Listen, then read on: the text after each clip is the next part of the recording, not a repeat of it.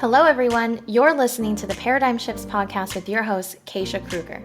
I'm an organization development practitioner and executive coach, working with leaders to create positive changes in the workplace using behavioral science.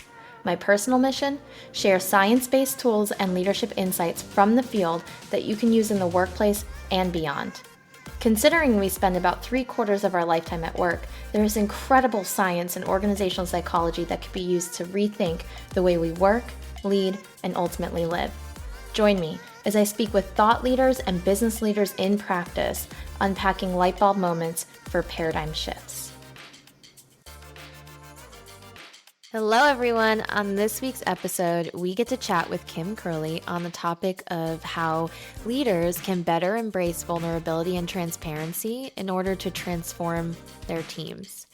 Kim is the Workforce Readiness Consulting Practice Leader for NTT Data Services, and she is a published author and sought-after industry speaker on topics related to people, organizations, and change. Kim leads her teams to deliver consulting solutions focused on the people side of business, from organizational change management to workforce transformation.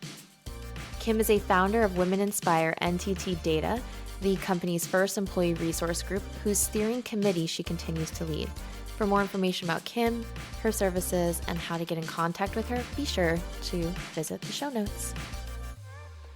Hi, Kim. How are you? Hi, Keisha. I'm fine. How are you today? I'm so excited. Amazing. And I am so excited to have you. This is such an incredibly important chat we're about to have today.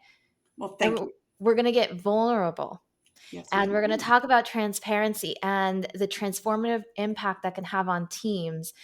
But first, let's chat about what does it mean to be vulnerable at work? Oh, it's a great question. I think everybody gets a little freaked out when they hear the word vulnerable, but it doesn't mean that you need to, run around either emotionally naked or physically naked in the workplace. That's not what vulnerability is. What vulnerability in the workplace is really being open to not knowing everything. We don't have to know everything to be great leaders, to be great contributors to our company. But I think there's a sort of a societal norm that makes us feel like we do. So for me, being vulnerable is being, number one, very open to not knowing everything. And that means asking for help. It also means admitting when we were wrong or we made a mistake or, we figured something out that we didn't know before. And also sharing your humanity to whatever degree that means you're comfortable with. Doesn't mean you need to share everything, but, people who are engaged and make those emotional connections, I think that is vulnerability. And I think that's really important in the workplace. It sounds like being human, Yeah, pretty right? much. There's something that you mentioned around vulnerability kind of getting a bad rap in the workplace. Why do you think that Mhm. is? Well, and actually, I'm going to pick up on something one of your other guests said. So, Don Ream, I was just listening to that episode. One of the things that he said, and he's so right about this, was he said, we've spent the last couple of centuries trying to keep emotions out of work. Right? We've tried to make work a thing or a separate domain and life a separate thing or a separate domain. But the fact of the matter is we're human beings. And as he says, the science tells us that our brains and our humanity are the same. Our brains don't know if we're at work or at home. All they know is that we are feeling entities that think, right? So Mm. when we've put all of these rules in place to keep emotion out of the workplace, because it seems less messy, it seems more straightforward and easier to take work and turn it into production and production units when you take out the messy humans, which don't always act in a straight line. So we've spent a whole lot of time pushing the emotion out of the workplace. So when you start to use words that evoke emotion like vulnerability or authenticity or even emotion itself, we've spent a lot of time trying to get rid of it. So there's not a norm for being comfortable with it inside the workplace. And it's messy, right? So it's Mm. new. People aren't wired to particularly be happy or familiar or comfortable with things that are new. Our brains perceive new things as threats. So when you bring that messy humanity, that messy vulnerability into the workplace, just puts everybody immediately on edge. And it doesn't need to, and I would argue it shouldn't. Yeah, I mean, essentially what we've done is we've stripped out, as you said, we've manufactured the human experience to try to pull out those emotional factors, but it's counterintuitive and it's counterproductive, right? It's not how Yes. we're naturally wired to do things. So it seems to me that we have a lot of work to do to break down that stigma. What can we do to break that down? Yeah, you're so right about it being counterintuitive and counterproductive. I would argue that when we spend a lot of our own personal energy separating ourselves and our brain, life from work, we're actually Mhm. wasting energy that we could use to create better and more things in the workplace. So, I'd argue that that counterproductivity is first and foremost, right? So that's I think a huge deal.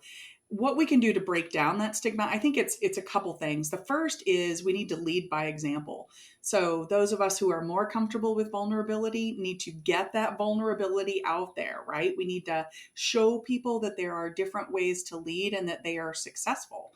I think one of the most impactful things I do for people in my company is show people that I can be a senior leader and a human and a woman and a fan of football and crochet and gardening. I show them I can be a full human at work, and for me that means I'm more productive because I'm bringing more of my whole energy to the office. So that's number Mhm. one. I think the more we can model that behavior, the better. Number two is I think we can also recognize and reward that behavior when we see it. That will help break down the stigma. Let's show how valuable we think those behaviors are in the workplace, and then again, lean on the science. Look at the social science that Brene Brown has been groundbreaking in. Mhm. Look at the research on how our brains work and which part of our brain is engaged at what point in time, in how we're doing our work. Look at all of the research on trust. You can Mhm. really lean on the science if you are less comfortable leaning on the emotion. So pick up the science piece and walk with that into the office.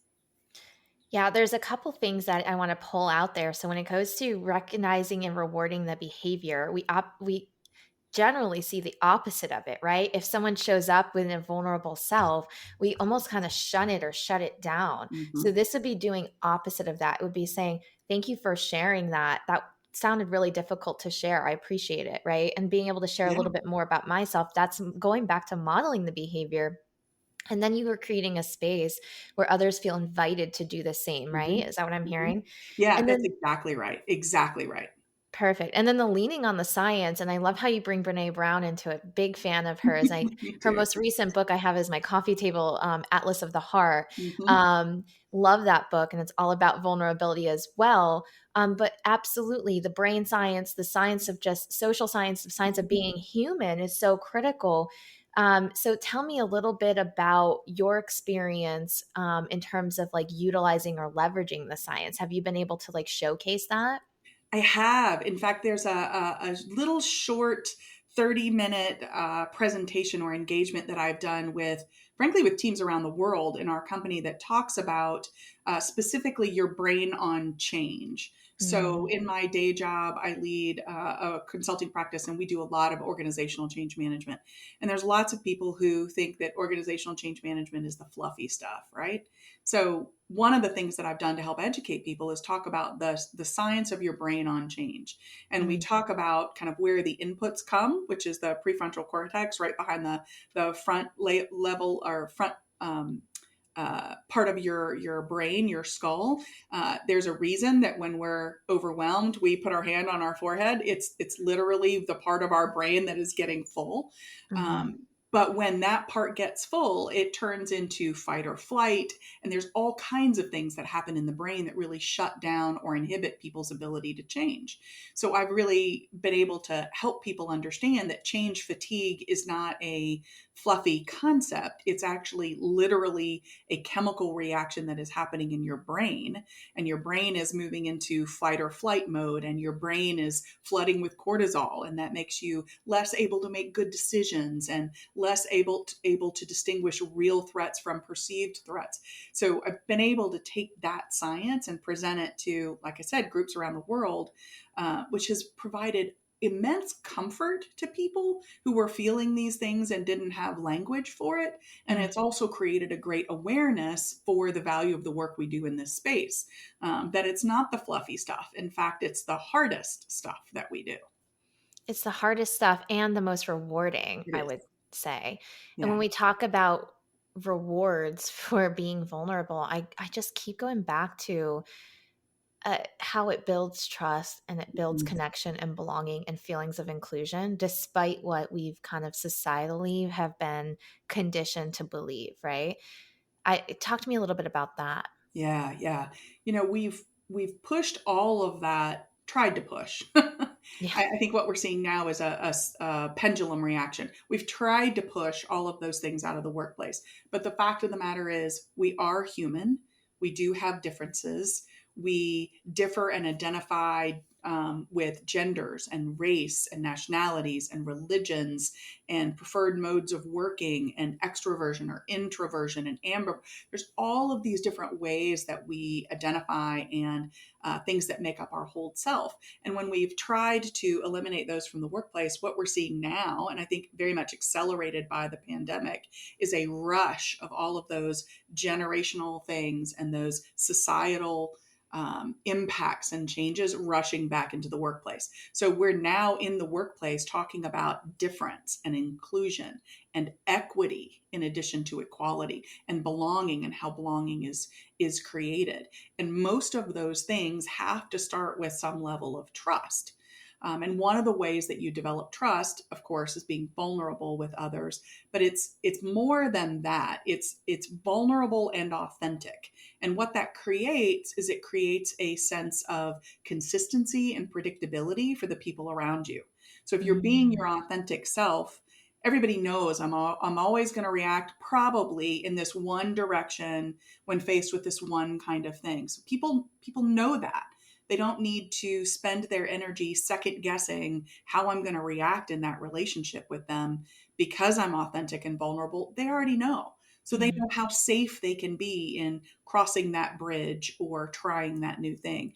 So that trust does a lot more. That trust is a starting point, but the creation of that consistency and predictability really gives people wings, right? They can use so much more of their energy when that happens. And we want to conserve our energy. Hmm. And we've talked a lot about this on this podcast as well, about building trust, but also going back to the science around safety and the importance of safety and predictability in terms of just being human nature. We're wired, right, to seek Hmm. that stability for survival. So it sounds like common sense, right? It sounds like easy to do. So how can leaders demonstrate transparency and vulnerability? Yeah, I think that the first thing that leaders need to do is do some work, do some of their own stuff, do some of Mm. their own work. We need leaders who are very self aware and understand who they are, where their foibles are, where their bruises and challenges are, and where their superpowers are, and then lean into all of those things. So, one of the What's a things that superpower? Oh, yeah. So for me, I actually believe that vulnerability and authenticity are my superpowers. Ooh. I think that is the number one best thing I do when I go to work. And I hope it's the number one best thing I do in my personal relationships as well. But figuring out what those are and bringing those into the workplace with you is new news for a lot of folks. A lot of folks are used to picking up the latest leadership novel or leadership book and saying, oh, I need to behave like this, or I need to wear this particular costume when I go to work so that I can be this kind of leader. That Mm. is far less effective and far less productive than if your natural self. Think about how much energy you spend trying to be somebody that you're not. Now think about what else you could do with all of that energy. So as a leader, the first thing you've got to do is kind of get right with yourself and know who you are. The second one, and maybe the one that's a first hard step for people, is to ask for help and do it publicly. Um, Ooh. and that's around sharing your humanity or asking for help accomplishing a work task.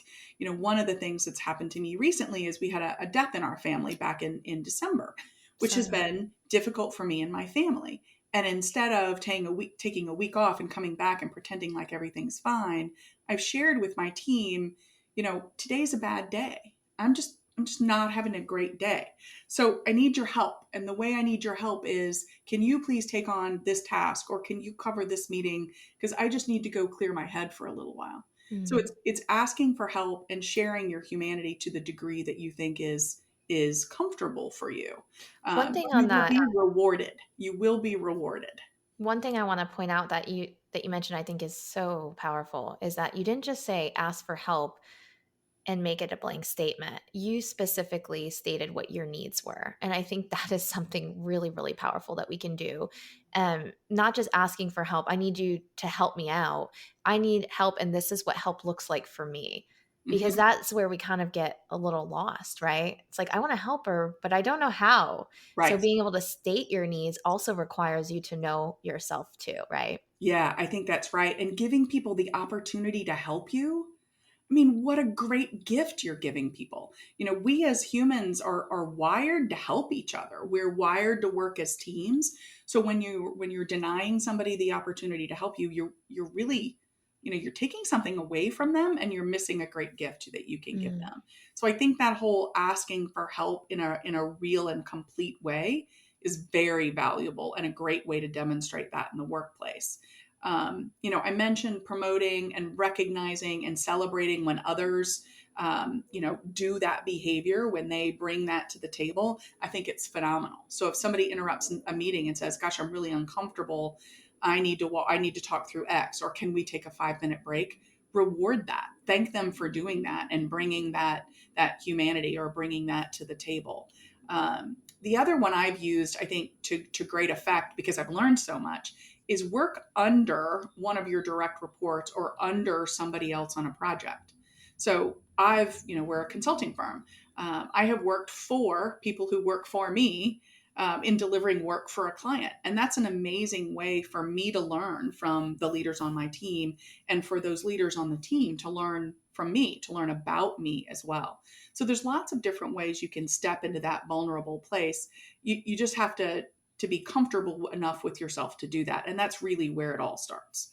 That's so humbling. That last one, you've really got me thinking about that. What does that look like to work under a direct report on a project? I can imagine how so much experience and so much learning would happen for you. You kind of, maybe if you're a leader for a long time, have a zoomed out view for quite a Yeah. bit, and then to come in and say, "Look, I want to kind of be under you." Like, what does that look like? Well, first, it's hard because you have to remember to stay in your seat. Mm. And that's one of the most difficult things, because you have a tendency as a leader maybe to do a lot of directing versus asking, or giving direction versus taking direction. So it's really easy when you're sitting in the second seat to fall into those habits. So a really important thing, or one of the things that it really looks like, is saying, I don't know, you're the one in charge. You tell me. Mm. You make the decision here. You're in charge. I'm comfortable with you being in charge. By the way, I also put you in charge, so clearly I'm comfortable with that. But you're in charge. This is your project. How would you like for us to do it? So really remembering to stay in that role is one of the things that I think is hardest, but also most valuable about putting yourself in that position. And the impact that that gives an individual to be able to step into that role, it just so amazing to hear. Thank you for sharing that. Sure. I think that's such a real clear way of understanding how someone can do that. But also, when you think about the necessary and essential skills of a manager or a leader, I think coaching, Mhm. asking powerful questions, providing quality feedback, those are some essential skills. And by doing this, working under a direct report, you're really tapping into that, like leaning into the curiosity and staying in that Yeah. lane. Yeah. Yeah, you're exactly right, and it really forces you to use that coaching skill of asking great questions, because often the person you've put in charge will ask you for the answer, and you've got to be really careful and appropriate in how you turn the question back to them, because Mm, they've got the answer. I mean, you put them in charge of the project, they've got the answer. absolutely. You just got to make sure they've got their competence to bring that answer forward and to lead you, in that way. Really strengthens relationships, creates an amazing amount of trust, and emotional, emotional connection, if you will. And I think it really brings out the best strengths of your leaders when you get the opportunity to do that. Yeah, and so Kim, one of the things that I'm hearing often when we are talking about vulnerability is like, how can I do that, but without oversharing? Like, I don't want to spill too much. I don't want to share too much. What's the guardrails for someone who wants to be vulnerable, but we don't want to put everything out there, right? Yeah. Yeah. I think it does go back to EQ. So Mm, this is going to be a simple example. Let's say I receive financial results and they're not particularly rosy, or maybe they're even really, really bad. How do I want to message that to my team? Do I want to create panic in my team? No. Do I want to be authentic and transparent and share the information they need to make good decisions that will help us drive the business forward? Yeah, that's the level of information that I want to share. So there is a filter there. mm, Do you want to share every little thought or every little insecurity that you have? Probably not. And I tend to be a pretty open book, so I might share more than others. But it really comes down to EQ. Is what you're sharing helpful? Is it helpful in developing relationship? Is it helpful in creating a safe work environment? Is it helpful in making sure everybody is aligned and we're all pulling in the same direction? If it's helpful for any of those things, then consider sharing it. If it's something that's going to create panic or discomfort, extreme discomfort, with no benefit to that discomfort, then maybe thinking about not sharing that or sharing parts of it. I'm not saying stay away from discomfort. I do believe that teams that can lean into discomfort and have difficult conversations or uncomfortable conversations are teams that are very wildly productive. So I'm not saying stay away from the discomfort. But discomfort with no purpose, discomfort that doesn't lead to growth, discomfort that isn't leading to kind of us bonding better or tackling a difficult challenge. Think about what you're sharing and what that impact has on your team. mm. And for those of you who are listening who do not know what EQ means, Yeah. EQ is emotional intelligence, right? Yes, yes, Okay. absolutely. Just Thank making you. sure. Yeah. And so what I'm hearing you say is if we're going to be putting this information out, we've got some key questions that we want to ask ourselves. We want to ask ourselves, what about this information is helpful? And how is this information beneficial or useful to those who are receiving it? That's exactly right. That's That's exactly right. amazing. Yeah. Whether it's strengthening a relationship, strengthening the work product, whatever that is, but think about what that outcome is and what your motivation in sharing it is. Yeah. And we've talked a lot about vulnerability kind of as a leader and how we demonstrate it and we bring Mhm. it into a space. How can leaders use this power now of vulnerability to transform teams? Talk to me about what transforming teams looks like. Well, I mean, the big one is one of the best ways that you can transform a team is um, to create the bonds that allow the team to be more productive or more successful than if the way they were operating in individual silos or operating separately.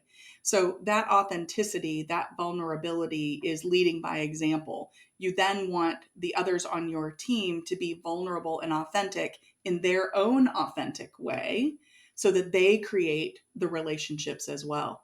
The more we can create sort of that safe environment or that emotionally safe environment for people to bring their whole brains to work, their whole selves to work, the more productive we can be, the more things we can do, the more things we can try that we never have. So innovation goes up, productivity goes up when you create those bases for trust and for emotional stickiness as you're working together as a team. I love that emotional stickiness. I love that. Yeah, and I can imagine there are teams who there might be one or two individuals who take a little bit longer to catch on, right? When you talk about bond creation, you Mhm. maybe if you're a leader and you're demonstrating vulnerability and authenticity, you might have an individual team member who's maybe just like, I'm not really feeling that. Like it's not, how do we bring those along? Yeah, well, there's you can't make somebody be who they're not, and I would not encourage you to try, or at least not try too hard.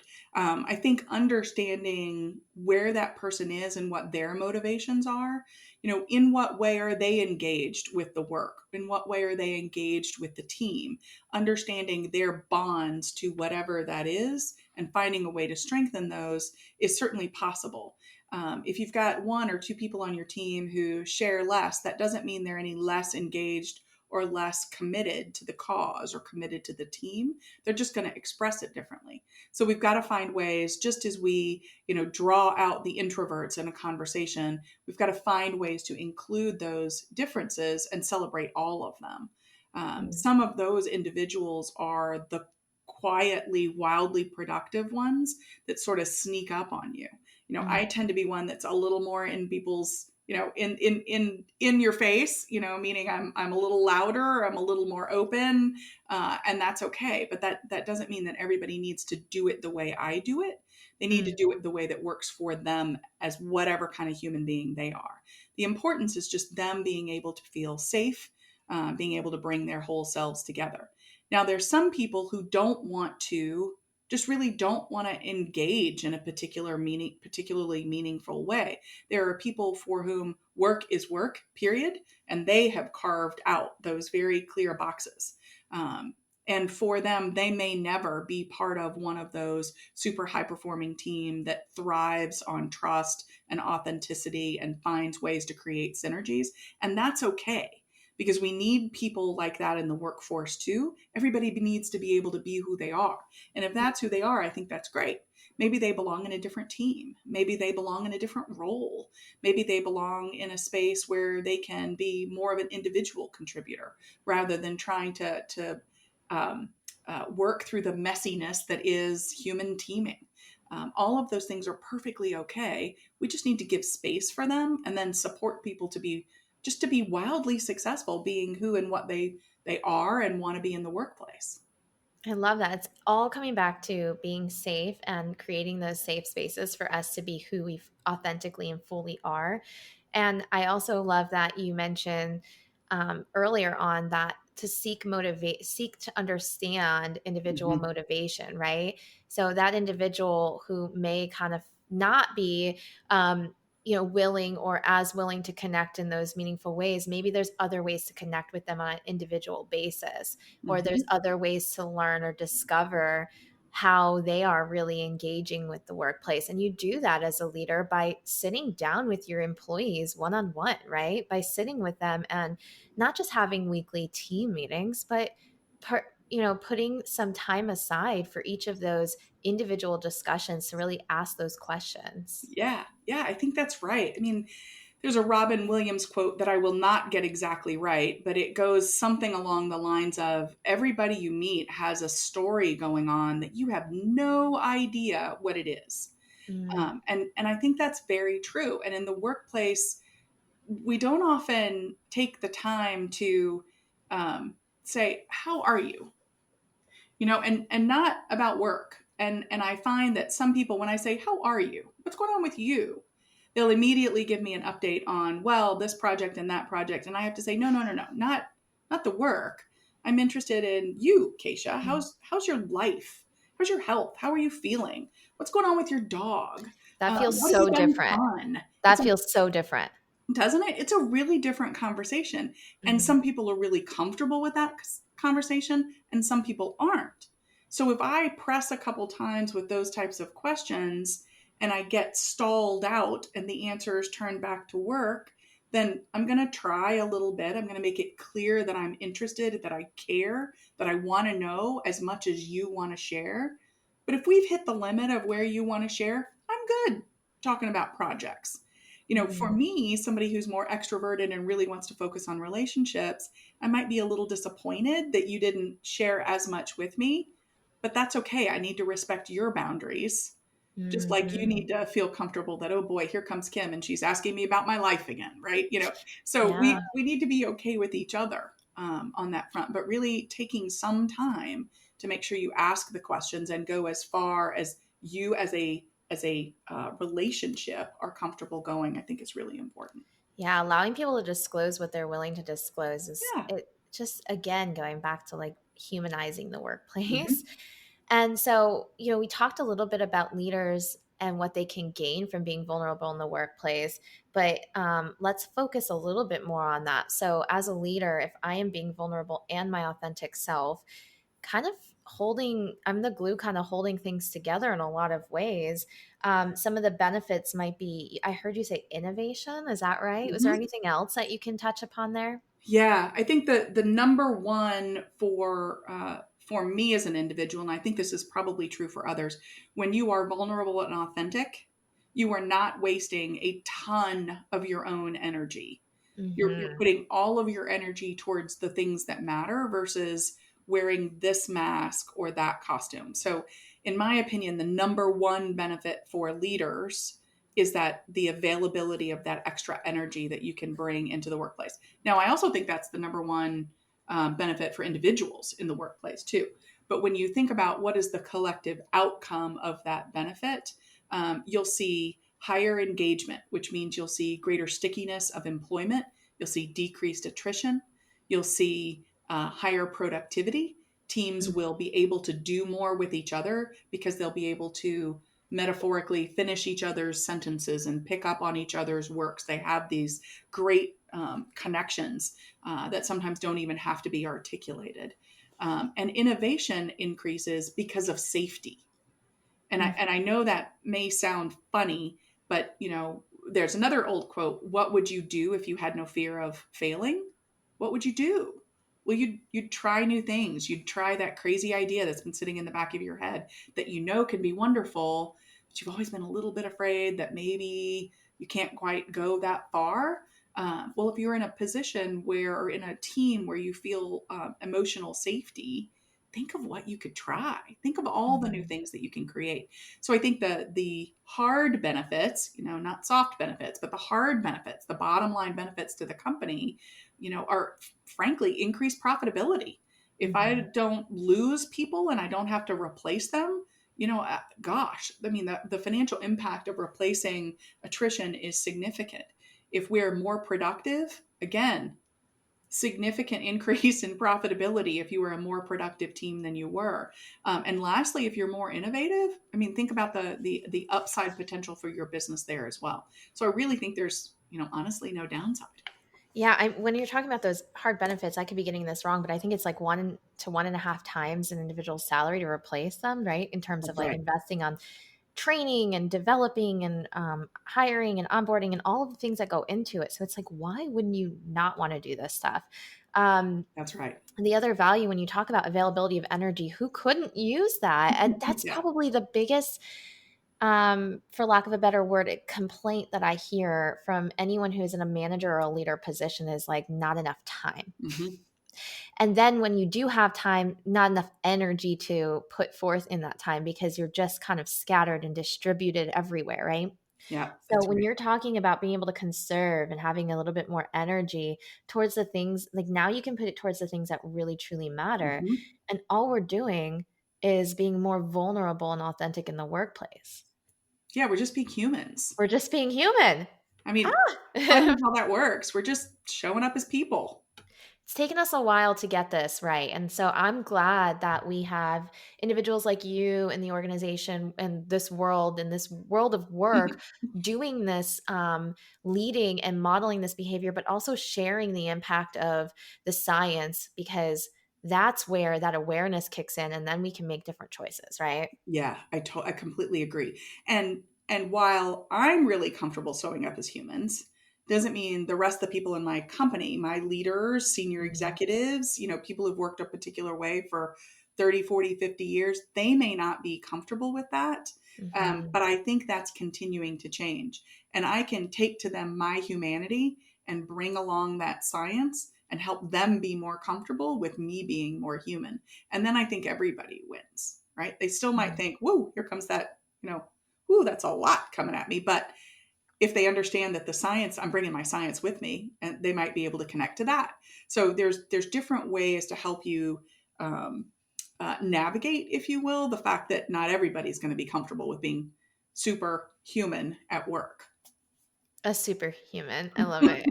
Speak the language that people, um, speak, right? And that's how you're going to connect with them the most. Science, sometimes it's the business initiatives, it's the metrics, whatever it is, there's ways to bring that behind what you're saying. And it's really easy for us to have that universal framework if we all understand what that framework and that language is. So I Yeah. appreciate that. I Yeah. have one final question for you, Kim, believe it or Okay. not. And I think you know what question I'm going to ask you, but it's the same question I ask everybody. And it's, what's the most recent paradigm shift that you've experienced? It could be related to this work or anything else outside. Frankly, it is this work. I think it's taken me a long time to figure out that I can just be me, and I Mm, can just be all of me in the workplace. There was a time in my career where I tried really hard to be somebody else, where I tried really hard to wear a mask and a costume that I thought was going to make me wildly successful. And it was an abject failure. mm, It hurt. I made decisions that weren't good in my career. I think I behaved in a way that I am not proud of. I think I hurt relationships. mm, Um, and I quickly figured out or traced back that it was because I was trying to be somebody who was not me. And ever since then, I have stepped further and further and further into being just who I am and bringing all of that everywhere I go. And I get braver every year in doing that. And I'm proud that I get braver every year, and I stub my toe and I get hurt. But I think the biggest paradigm shift is, now that I'm much more comfortable in my own skin, I know that I'm having a positive impact on other leaders in my company, on other people that I come into contact with, because they're seeing that there is a different way to do this. We don't mm. all have to be, hard all the time. We can be human more of the time. And that helps me be braver the next day too. So I think for me, the biggest paradigm shift is, hey, I can do it my way. And so can you, and so can you, and so can you, and so can you. And I'm going to celebrate everybody's way that they do it.